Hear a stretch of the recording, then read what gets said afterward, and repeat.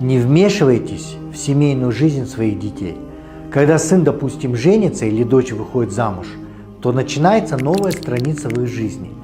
И если родители не отпускают их внутренне, продолжают, допустим, контролировать, требовать, обижаться, то семья молодых начинает трещать уже по швам. Аллах Субхану ва Тааля в Коране сказал: «И из его знамений то, что Он создал для вас супруг из вас самих, чтобы вы находили в них успокоение».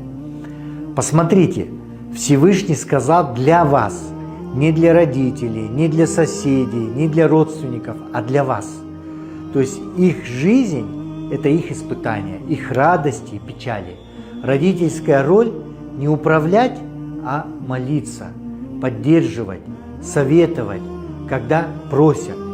Повторяю, когда просят.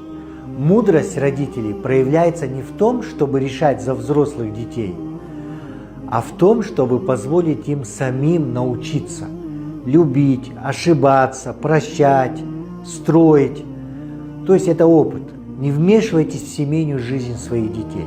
Наоборот, отпустите их, полагаясь на Аллаха Субхану ва Тааля, с доверием Аллаху.